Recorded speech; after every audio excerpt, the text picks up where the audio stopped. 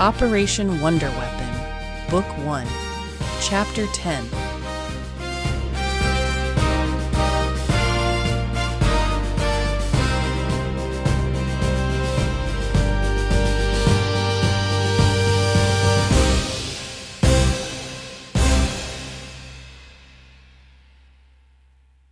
Alpine Report. At Shatton Hall, dust motes danced in the light, streaming through the window into the cluttered yet orderly study. Books sprawled across every surface, thick tomes on folklore, astronomy manuals, ink-stained field reports. A star chart hung crooked on the wall, freshly tacked over a Luftwaffe map. Ryder stood at the long oak table, sleeves rolled. His aide, travel-stained and weary, stood stiff at attention, a leather folio in his hands. Music played in the background. From the village, the aide reported. I approached them as instructed, a student preserving oral traditions. They spoke freely. Giuseppe Zinnerman called Geppetto, the bachelor craftsman. They spoke of the puppet he carved from pine. They called him Pinocchio, Little Pine Nut. They said he had various misfortunes, saved his father. The parish priest saw to his schooling. They said he was christened Giovanni Giuseppe, John for the saint, Joseph for the father. Now Ryder's eyes lifted, pale and gleaming. And the fairy? The aide hesitated. They mentioned a star, a witch. Some called her a lady, others a spirit. They spoke of a light that gave the puppet life. They named her the Blue Fairy. He handed Ryder the folio, and he read the notes. Excellent work. You are dismissed. The aide bobbed his head and left, keeping his eyes off the dark fay by the window. Ryder closed the folio with a deliberate snap.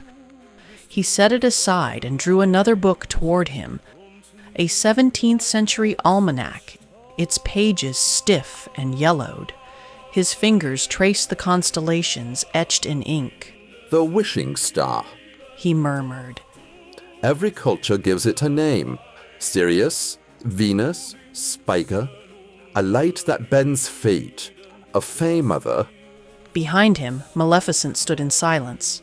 She trailed her fingers across the phonograph, nails clicking against the black shellac disc already turning beneath the needle. Wagner poured from the horn. She tilted her head, eyes riveted, listening. So much variety. One disc, melancholy. The next, triumphant. This one... She swayed faintly, mockingly graceful. Drama. You mortals trap moods in lacquer like fireflies in jars. Clever. Ryder, buried in star charts, barely looked up. It's entertainment, nothing more. Everything is more than it pretends, she replied, plucking the record off mid-song. Even this, especially this.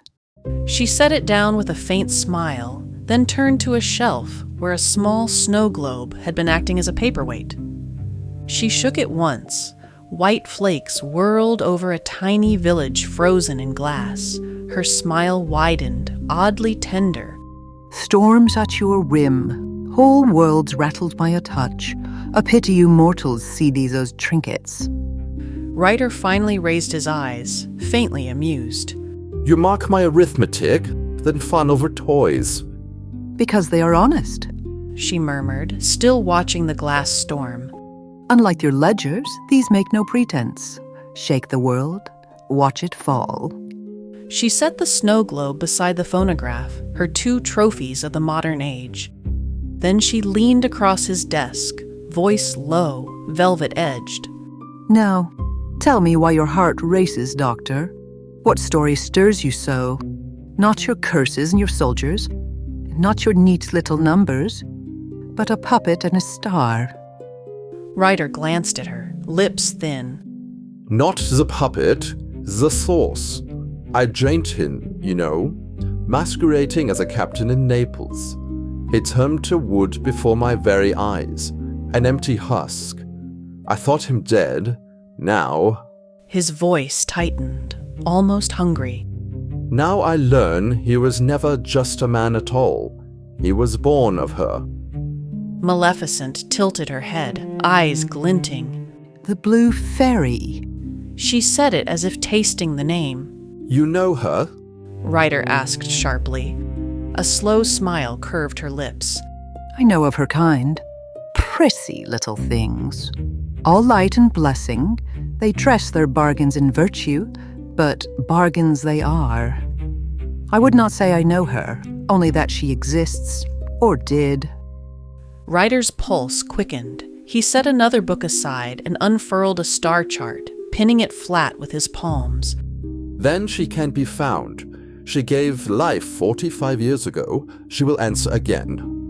Maleficent rose, her shadow stretching across the chart. And what will you ask, seeker of truths? Ryder's eyes flickered in the lamplight, his voice low. To strip her of them, to know her not as a praying, pleading man, but as she truly is. Maleficent chuckled, the sound like silk tearing. Careful, Doctor. If you peel back all your veils, you may not like what stands there. He didn't answer. His hand hovered over the constellation the villagers had named, as if the ink itself whispered to him.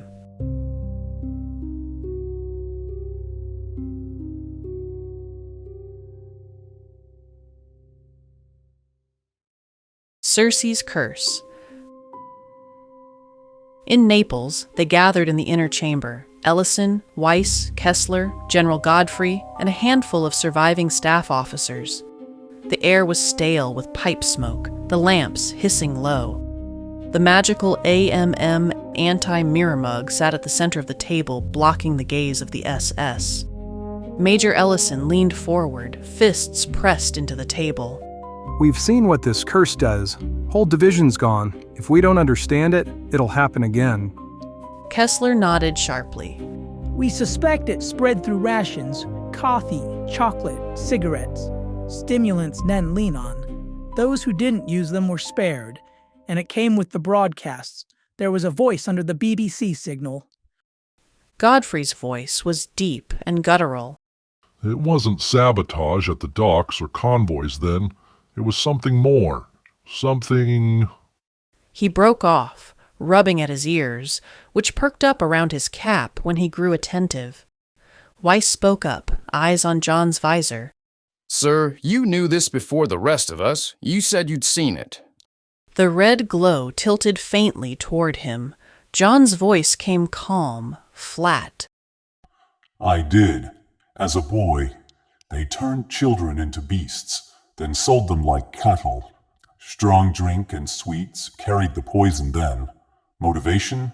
Profit. Now, it's rations. Different bait, same trap. A chill rippled through the room. Ellison pressed on, voice tight. So how do we fight it? How do we stop it? Men can't fight if they're terrified every cup of coffee is the end. Kessler scribbled furiously in his notes. We need to know the source. If it was the sorceress the FGM spoke of, how do we stop her? How can we craft a countermeasure? John's gloved metal fingers drummed once on the table. You won't stop it. You can only outlast it. The silence that followed was thick. Ellison slammed his palm down. No, that's not good enough. Godfrey exhaled shakily, almost a whisper. If they can make beasts of us, they can unmake it too, can't they? All eyes turned, but John gave no answer. His red visor glowed steady, unreadable. A young staff captain, his uniform still streaked with mud from the road, cleared his throat. Sir, forgive me, but this reminds me of a story from Homer, the Odyssey. Weiss frowned. Odyssey? Yes. The captain pressed, emboldened. Odysseus landed on Circe's island. She gave his men food and drink, laced with herbs enchanted a spell. They became swine, beasts in mind and body. Only Odysseus resisted, and he forced her hand. She reversed the curse and gave his men back their form. A silence hung. Some officers stared blankly, others shifting uncomfortably. Ellison broke it. Go on. The captain gestured weakly with his pencil. It's all there. The herbs, the chant, the wand, the dehumanizing. This is Circe's work retold, but now weaponized on a massive scale. Godfrey shifted in his seat, half-hoof fingers tapping the table thoughtfully. His voice rumbled. The Germans, they knew, didn't they? Couple weeks ago, we had that prisoner. Weiss snapped his fingers, remembering. Yes, the lieutenant we pulled off the front. He said something about Circe's curse. No one believed him. We thought he was just raving. Kessler's pen stilled. Not raving, warning. Ellison rubbed at his eyes, jaw clenched. And where is he now? Already shipped off. Weatherford's aide muttered from the corner. POW camp in England by now. A groan went around the table. So we have myth and scraps. Ellison said bitterly. Nothing actionable. We don't know how they're doing it, how often they can repeat it, or how to stop it. And while we argue, Naples bleeds. Godfrey's 3 digits gripped the edge of the table. Then what do we do? There was a long silence, then Weiss looked up at John. Captain, He began carefully. forgive me. I know it happened in confidence, but it's too important now. He glanced at the others, then pressed on. You have a direct line of communication with the fairy godmother. Have you tried contacting her? She could provide insight, perhaps even a countermeasure. The room buzzed with hope. All eyes turned to John. For a moment he didn't move, visor tilted down at the map. Then slowly his head rose. The red glow fixed on Weiss like a rifle sight.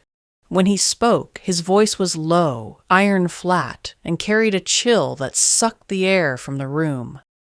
No. A beat of silence stretched.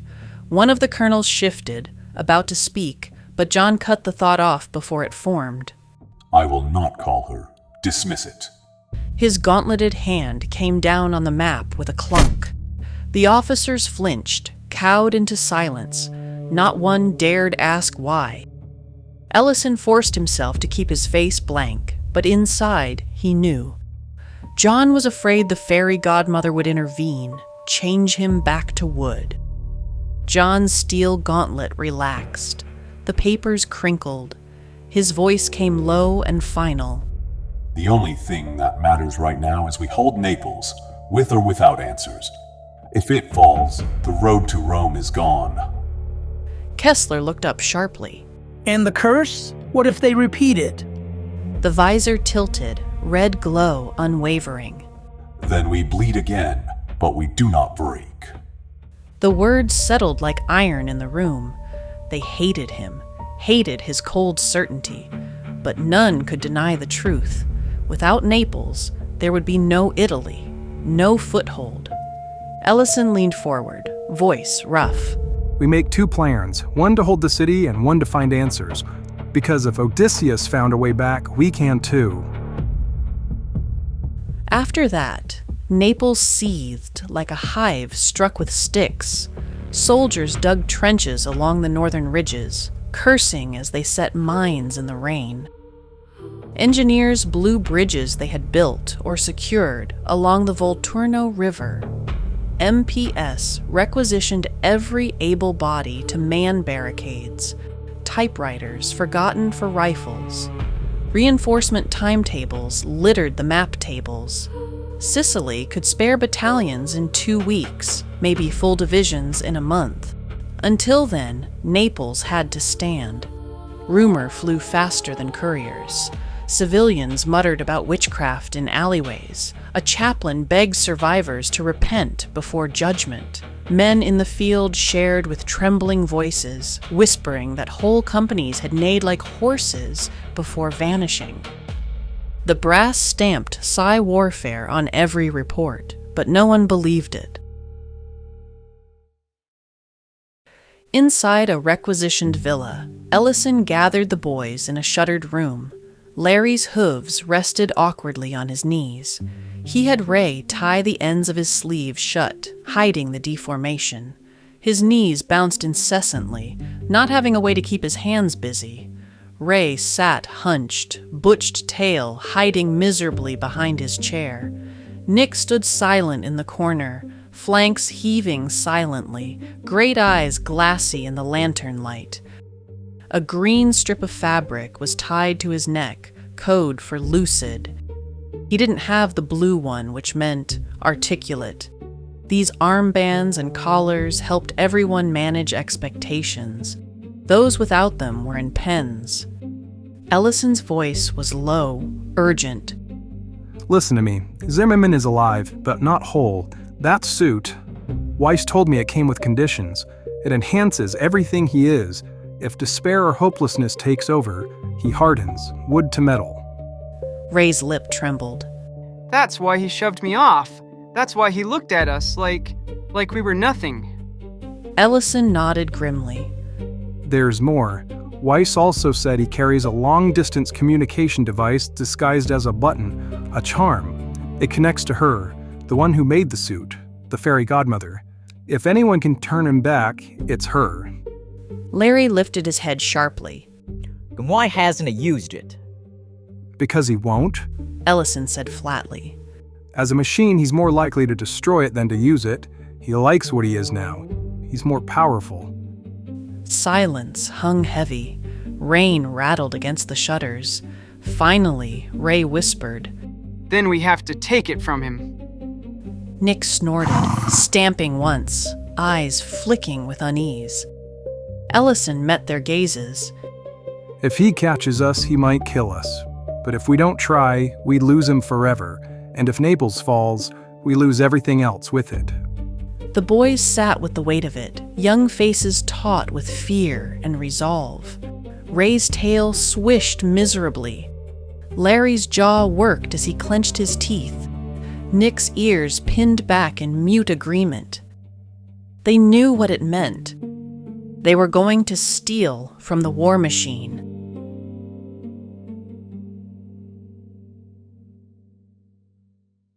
Stargazing. Ryder snapped his field gloves against his palm, then set them carefully on the table in his Shatton Hall study. The brass fittings of his telescope gleamed faintly in lamplight. He paused a moment, then glanced at the darkened doorway. Maleficent drifted in, shadow trailing like a veil. He didn't turn. He simply said, Come, the sky is clear tonight. Outside the blackout town, the heavens opened in glittering silence. No lamps, no searchlights, only the jagged black line of the Alps and a dome of stars above. Their breath smoked in the frigid air. Ryder fussed with the legs of the tripod, muttering to himself as he aligned the telescope. His coat collar was turned high, scarf tight, fingers stiff inside his gloves. Maleficent stood beside him, bare-shouldered, the cold air curling harmlessly around her.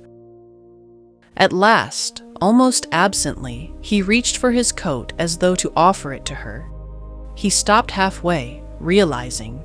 She saw it anyway, her lips curved faintly. How quaint, she murmured. The mortal gentleman offers his skin to a dragon. He stiffened, tugging the coat tighter around himself. I'll have it, he said shortly. Keep it, she teased, eyes glinting green. I'd hate to see you freeze before your puzzle is solved. He bent to the telescope, voice clipped. I don't intend to. For a while, there was only the quiet creak of the instrument as he adjusted it, breath fogging in sharp bursts. Maleficent watched him work, amused at his meticulous care, his frowning concentration as though the stars themselves might yield to his scrutiny. At last she said, softly mocking, You will break your back chasing a sprite of light. All this ink, these charts, this peering into glass for a blue fairy. And yet here I stand, a dragon at your shoulder, and you never take a single note. Tell me, Doctor, do I bore you? Ryder kept his eye to the lens, voice low, measured. I have already studied you. Weeks of preparation before unearthing you. And we have time to get to know each other. Maleficent tilted her head, smile curving sharper. So I am solved, and she is not. That is why she keeps you up at night.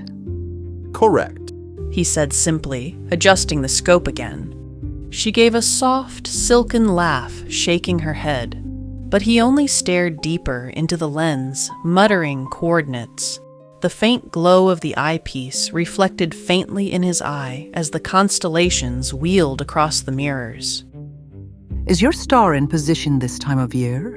She asked idly. Serious, yes.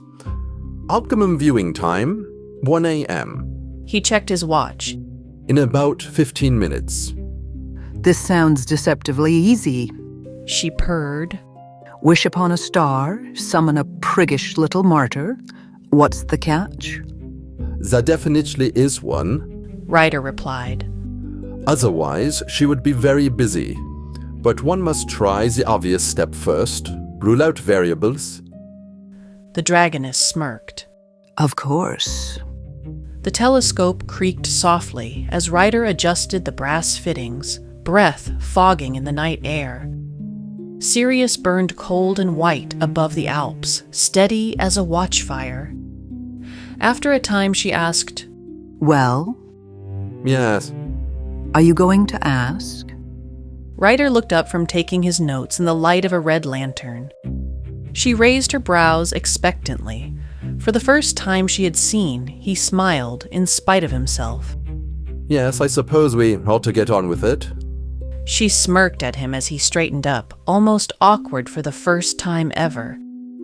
In a clinically flat tone, he recited, Star bright, star light, first star I see tonight. I wish I may, I wish I might, have the wish I make tonight. He declared without vocal flourish. Silence. She leaned in, whispering, What's your wish? You might need to include that. I don't know. I actually hadn't thought that far out. He whispered back. She would have caught you woefully unprepared. I didn't actually expect anything. He muttered. Variables must be eliminated before true experiment. Well, no wonder she didn't show up. You've been caught with guile.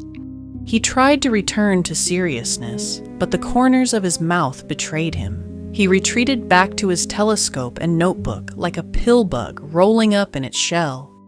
Maleficent stood with her arms folded, shadows curling at her feet.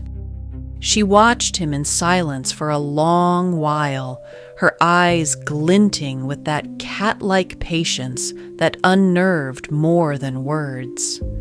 The moment of facetiousness passed. At last she spoke, velvet over steel. You fuss over your star, Doctor, chase your blue fairy, but I wonder. She tilted her head, smile curling sharper. Are you sure your wooden captain was truly dead when you abandoned him? Ryder froze a fraction too long before replying, the topic taking him by surprise. He was inanimate. I chained him to a husk. No breath, no pulse. Maleficent let out a low, throaty laugh. Wood does not need breath. Magic does not need a pulse to endure. You pride yourself on being observant, and yet... She leaned closer, her voice a silken whisper in his ear. You may have missed something rather large. Even small things have a way of resurfacing. Ryder's jaw tightened, glancing up briefly, his hands white on the tripod. Do you intend to elaborate? Her laugh rippled out into the night, sharp and sweet. Perhaps. Or perhaps I take pleasure in watching the struggle. She stepped back, lifting her face to the stars, unbothered by the cold. The smirk lingered. Ryder turned back to the eyepiece, muttering under his breath. Though he tried to fix on Sirius, Maleficent's words kept echoing in his skull. Missed something rather large.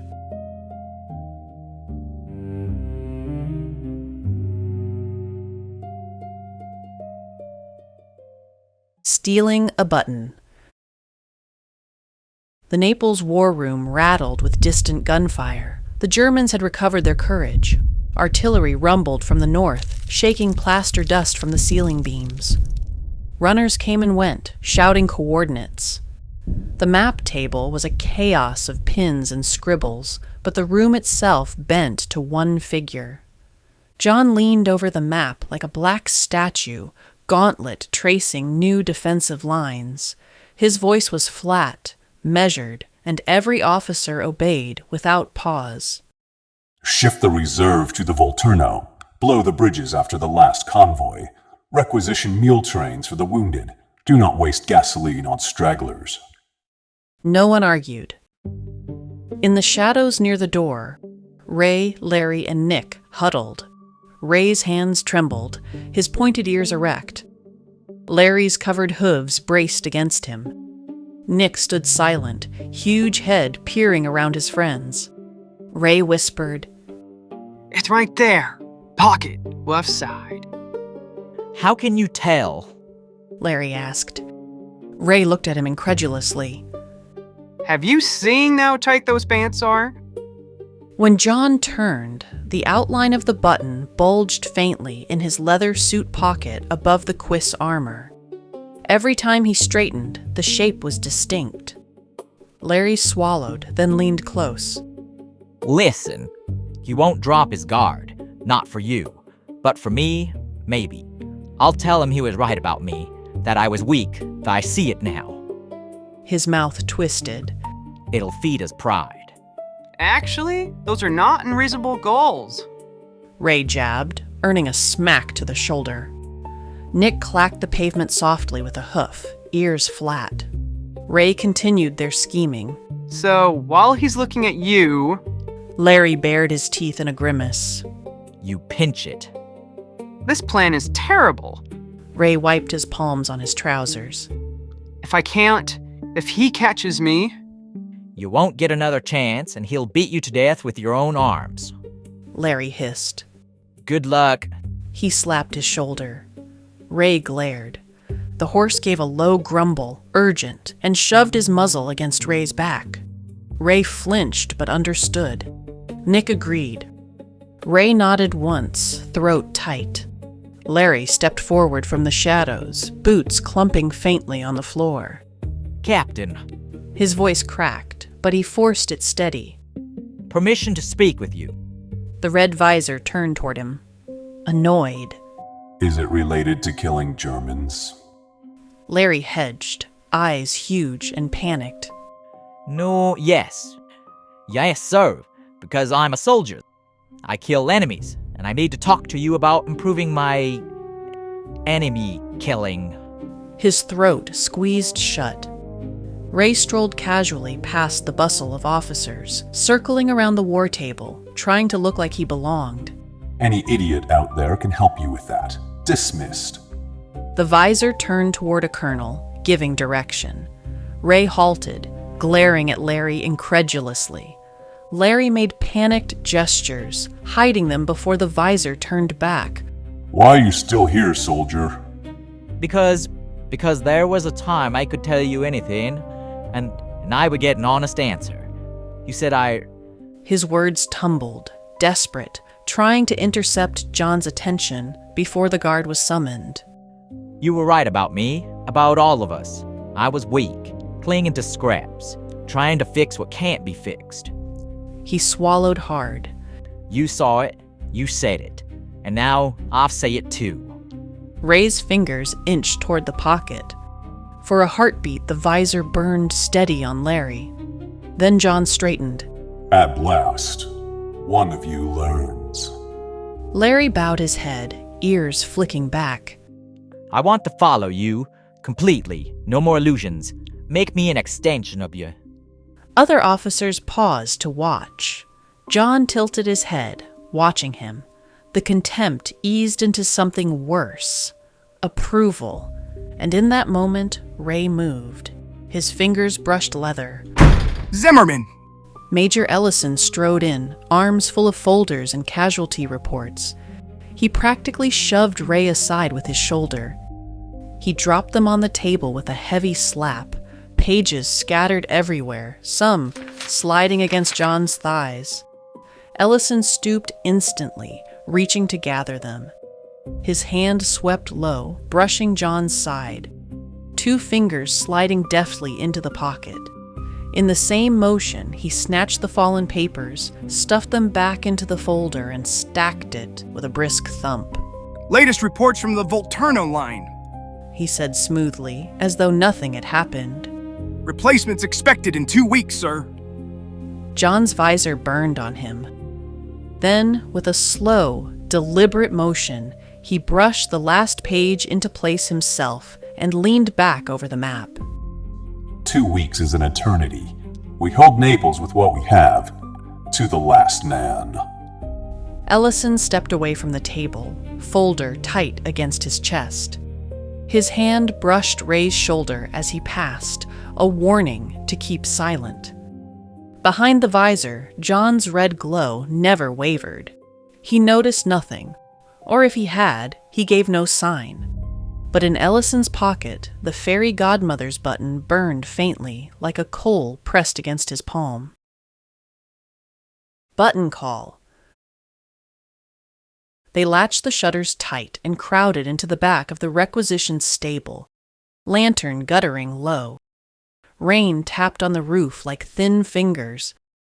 Ellison set the small brass button on a crate. Its surface caught the flame oddly, like glass, half lit. Larry leaned forward, tail raised with nervous energy. Well, go on, try it. Ellison took a breath. I have no idea how this works. He pressed a thumb to the button. For a moment, nothing. Then a faint hum, like a tuning fork, and the metal face rippled. Hello? Ellison tried. A woman's voice, tinny, projected into the room. Who is this? Who is calling? The men jerked back. Nick's ears pinned flat, snorting softly. Larry stared, lips parted. Ellison steadied himself. Major Ellison, ma'am. A pause. Major Hill? Ellison, in Italy. I'm a friend of John's. The voice came brisk, almost grandmotherly, tinged with worry. John? Oh heavens, what's wrong? Why isn't John calling? Ellison glanced at the boys. Probably pride, ma'am. A soft sigh came through, like a tired mother's disappointment. Ray leaned closer, blurting. He's not himself. He's turned into a machine. He's cold, indifferent, mean. He threw me off like I was nothing. He's colder than ice. His voice cracked. The button's voice softened, but stayed firm. He was warned. Mercy, justice, forgiveness, that was the condition. He has to choose them. No one else could do that for him. Ellison pressed. We've tried to talk to him. He won't listen. If we can't do it for him, what then? A pause. Then quieter. Perhaps he missed the lesson. Mercy, forgiveness, grace. It's hard enough to forgive an enemy. In some cases, it's far harder to forgive yourself. He carries his shame like chains. As long as he denies himself grace, the metal will always consume him. The boys exchanged uncertain looks. Larry whispered, He never forgave himself? For what? Ray remembered. He told me once, in the Alps, a guy fell. He couldn't catch the rope. The man died. He said he tries to stay strong for his boys. Even if we know, what can we do? Ellison said. I may have an idea. The fairy godmother's voice came. But I will need to do some preparation. Without a strong source of magic, I am limited on how I can intervene. Ray blurted, desperation boiling over. Forget John for a second. What about us? Look at me. Look at him. Look at Nick. We're freaks. There's thousands more like us out there. What do we do? I can hear you, boy. I can't see you. What's happened? Oh, Sorry. Our entire army has been cursed and transformed into war horses. Some of us stuck in the mill. The fairy godmother's voice blurted. Why didn't you lead with that? That's quite serious. We're really worried about John. Larry laughed at himself. Well, it shows that you are very good friends. Explain the whole thing to me. The three men took turns explaining the rations, John's theories, the fallout, the fairy godmother asking questions occasionally. After a thoughtful pause, she murmured with disdain, Circe. Another guy brought that up, actually. Greek mythology. Ellison noted. Greek history. She clarified. An enchantress of old, long dead. But her spells were cruel and cunning. She would lace indulgence with poison, wine, smoke, sweets. Men would gorge themselves, never knowing the cost until their flesh betrayed them. Beasts born out of their vices. Ray's tail flipped nervously. That sounds about right. Her spell has been found, industrialized. The godmother continued. But a curse of that scale is not easily undone. There are 3 problems I foresee. First, the herbs. An antidote must be brewed for whatever corrupted your rations as a preventative, so no one else can be affected by future broadcasts. Second, the beasts themselves. All who are changed must be gathered together. Scattered and feral across a battlefield, they cannot be reached. Third, a counterspell. Only an enchantress could unweave Circe's weaving. Larry swore under his breath. So, impossible. Not impossible, but difficult. I can try and trace the source of the contamination. But without my wand, even with John as my substitute conduit, my power is not strong enough to reverse Circe's spell of her so maybe. Her voice dimmed, like a radio signal fading. For now, endure. Say till you can. Watch John closely, and wait for the time when all 3 pieces may come together. I will be in touch on both problems. The button cooled, its glow dying back to brass. Caught. The war room glowed with lantern light. Maps spread wide across the table. Pins and grease pencil lines sprawled like angry scribbles across Italy. Every mark a wound. The battered tin mug sat in the middle, faintly humming, muting their words from unseen ears.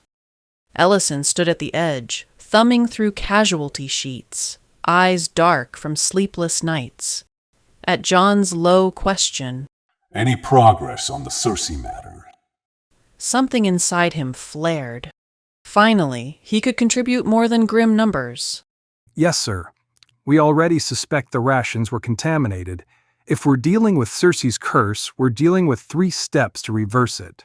The FGM may be able to isolate the recipe.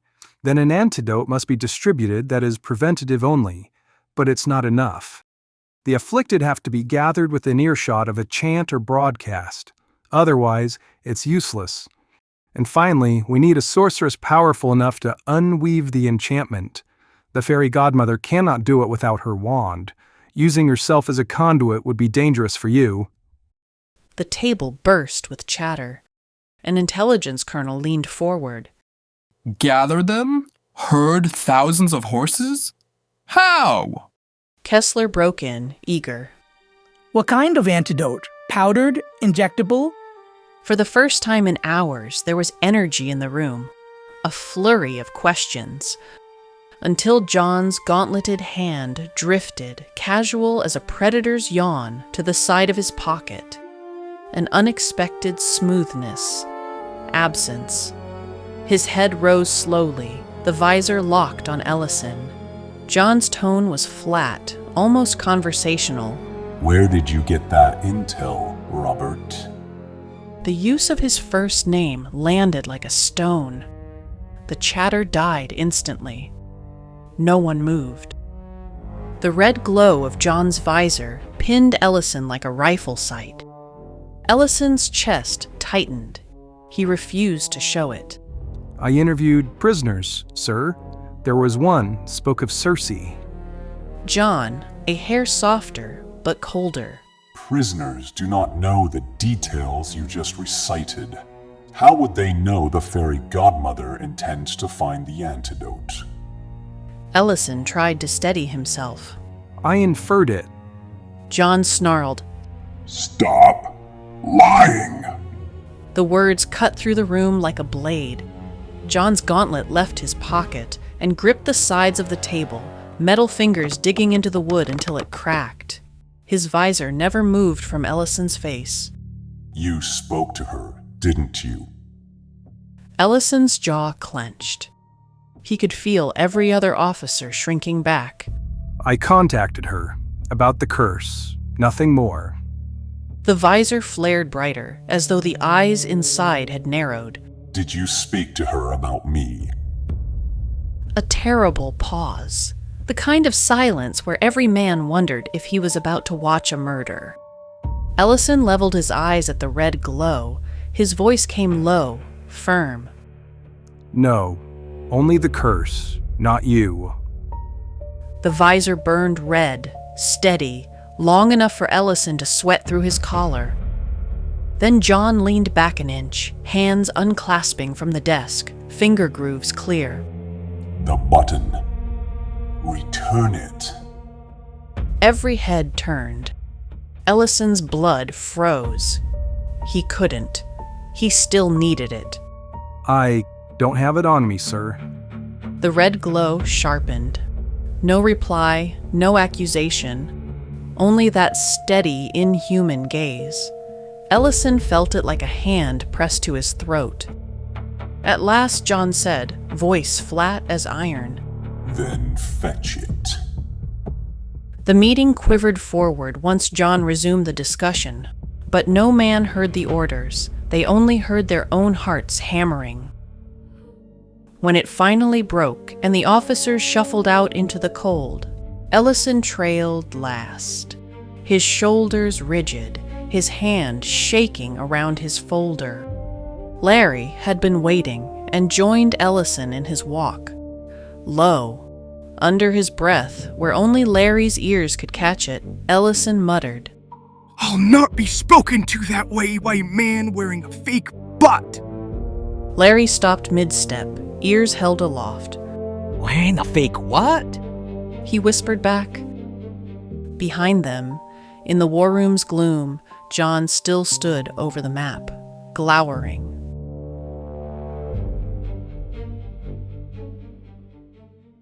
Last button call. The requisitioned stable smelled of hay and oil. Lantern light flickered low against the beams, shadows stretching over the circle of crates they dragged into a rough table. Ellison set the brass button in the center, its polished surface catching every flame. Ray leaned forward, ears swiveling nervously. So, this is the last. The door creaked open. The men recoiled and hurriedly picked up previously shuffled playing cards. Nick grabbed a mouthful of hay and pretended to chew like it was the most natural thing in the world. Boots clomped across the boards. Without a word, Brigadier General Godfrey ducked under the lintel, his greatcoat stretched awkward over his hunched shoulders, ears twitching at odd angles beneath his cap. The short snout gave him away. He didn't even hesitate. He pulled up a crate, sat down, and folded his hoof hands on his knees as though he had always been part of the group. Don't stop on my account. I assume this is the part where we all pretend not to be conspiring against our self-proclaimed commander. Ellison blinked. General, But the door opened again. Colonel Weatherford's replacement poked his head in. Heard there's a discussion. Hope you don't mind. He squeezed in, dragging another crate. Then Lieutenant Weiss, Chief Medical Officer Kessler, then a colonel and a major, each man entering with that same guilty look, each trying not to make eye contact with the others, until the stable was crowded, men coughing guiltily into their fists. Ray whispered to Larry, wide-eyed, This is mutiny. Larry muttered back. Let's call it a support group. We were trying to be discreet. Ellison pursed his lips, eyes locked onto the center crate with embarrassment. We're professionals, Major. That's why we're generals.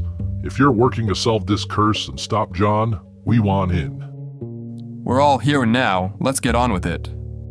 The captain pressed. Nick spit out the hay. Cover blown. Ellison pressed the button. It hummed. The surface rippled. A woman's voice filled the stable, tinny, grandmotherly. Hello?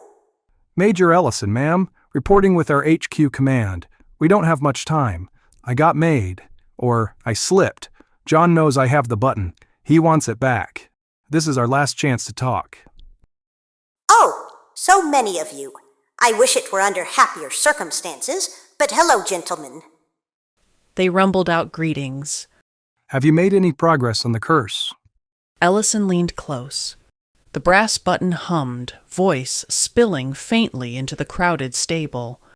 I've been trying to reach out on this side, the fairy godmother said, weary but brisk. but I've been stonewalled. I have no authority to walk into your factories, no way to trace what's been poisoned. Washington smiles, nods, and disregards my phone calls. A low growl rolled from Brigadier Godfrey's throat. He leaned forward, ears twitching, snout shadowed by the lantern. Then stop wasting your breath on clerks. He stabbed a hoof hand toward the button. Write this down. Colonel Nathaniel Ashburn, Quartermaster Corps, Washington, direct line, Capital, 2467. Tell him Godfrey sent you and that he still owes me for St. Miel. There were nervous chuckles. Larry blinked.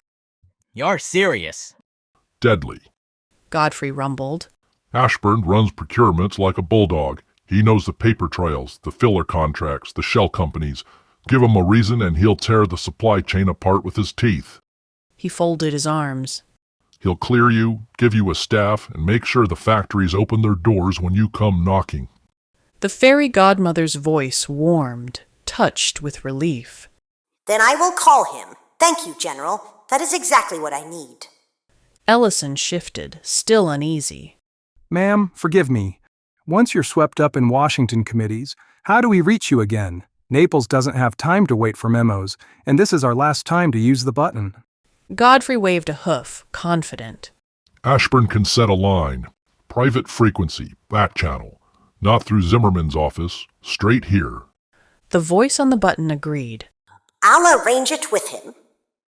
Silence settled for a beat. Men exchanging glances in the lamplight. Then Ellison cleared his throat, steering them back. That's one problem seemed to, but John's another. Several officers nodded grimly. Ellison continued.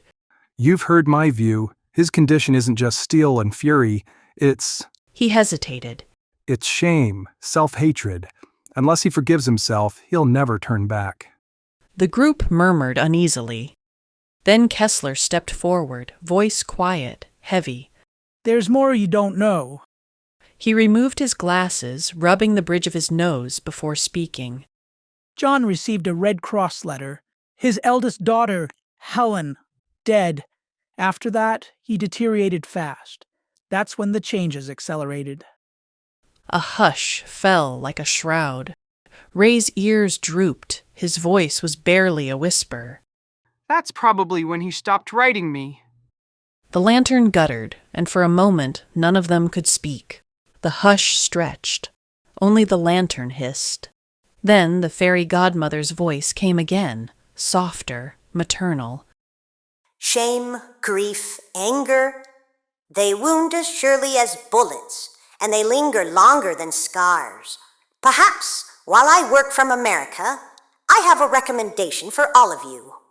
Every head lifted, the circle leaned in.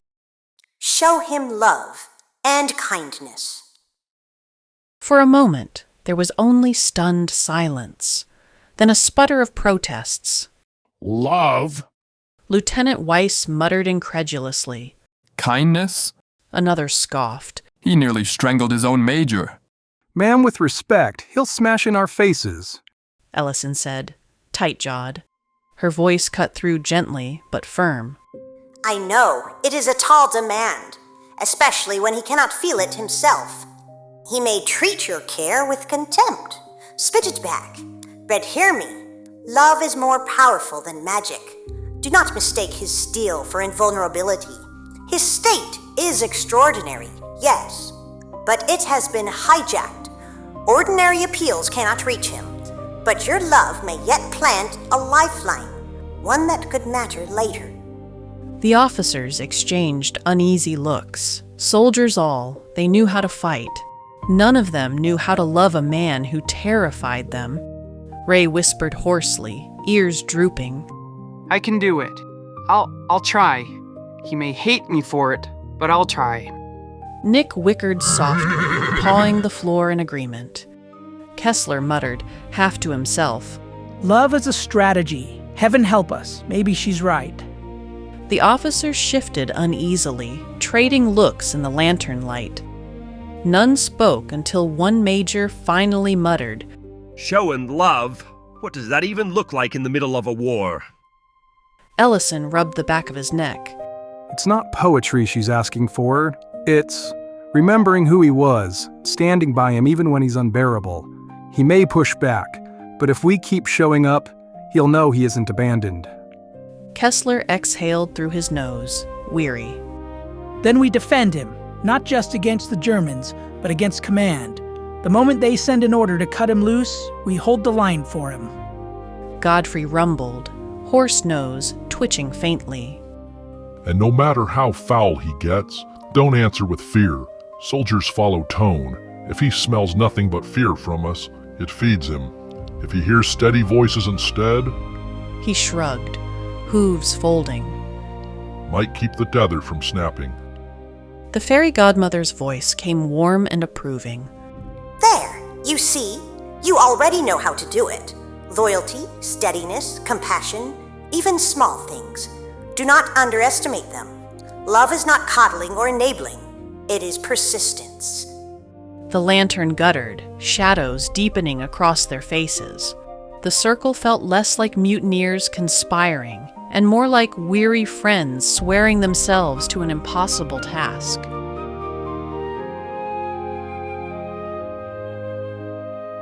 Later, at HQ, I'm telling you, it's impossible, Kessler snapped, stabbing a finger at the air.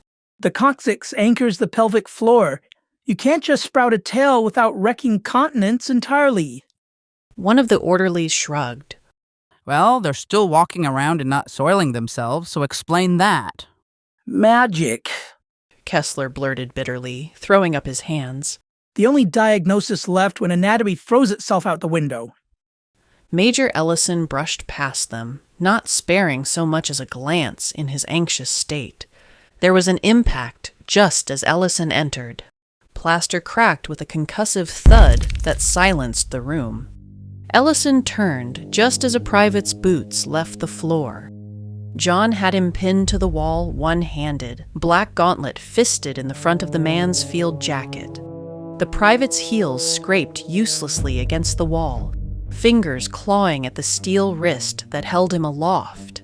His face had gone bloodless. No one moved. John's armor absorbed the lantern light, red optics steady and unblinking. On the table below them lay a canvas sack split open, ration tins spilling across a map of the harbor. Resources, John said, voice level, metallic, and amplified in the vaulted chamber. are strategic assets. The private made a strangled sound. Sir, I was just... You were diverting supply. The words were not loud. They did not need to be. The gauntlet tightened slightly. The private gasped. Around the room, officers stood frozen, eyes wide. They had seen what those hands did to Germans. They were now seeing what restraint looked like. You will not destabilize our position. John continued. You will not fracture cohesion. You will not trade advantage for appetite. The private's boots kicked once, weakly. Ellison felt the room holding its breath. John held him there a moment longer, long enough for every man present to calculate the outcome if the pressure increased by even an inch. Then he lowered him. The private sagged to his knees, coughing. Return the stolen rations. John said. Report to Lieutenant Weiss for formal discipline. The man did not wait to be told twice. He scrambled, scooping the scattered goods with shaking hands, then bolted for the doorway. Silence remained behind him. John turned. The red gaze settled on Ellison. For a heartbeat, neither spoke. The room seemed smaller with the two of them standing in it. Ellison felt every man in the room waiting for him to flinch. He stepped forward instead. The brass button lay in his palm, small, harmless. Yet when the red visor turned toward it, the air thickened. Ellison spoke before the silence crushed him. I brought it back. He set the button carefully on the table between them. But I want you to understand why I took it.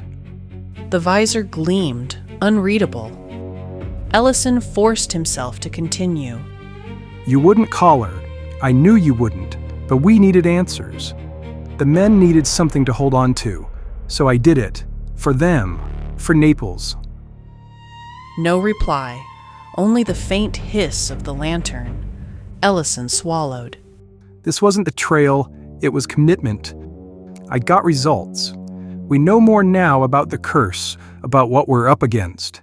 If that makes me disloyal, so be it. But you've been asserting that excuses don't matter, results do. A long pause. Then John's gauntlet closed over the button with a sharp click. The visor's glow pinned Ellison in place. You presume much, Robert. The first name cut like a knife. You defied me. You risked this entire command, and now you think to wrap it in the language of loyalty. Ellison's jaw clenched. I'm not asking you to like it. I'm asking you to use it. Because whether you trust me or not, this war isn't going to wait on your pride. The room held its breath. Then, taking the button between his fingers, he crushed it like a bit of taffy. His voice came flat, iron hard. I will use what you've given me, but do not mistake pragmatism for pardon. He tossed the ruined charm onto the table. Ellison's chest loosened by a fraction, though his stomach turned to stone. John leaned over the map again, red visor casting its steady glow across the lines of retreat. You will stay at your post, Major. You will deliver results. Ellison inclined his head stiffly. Understood, sir. The meeting was over.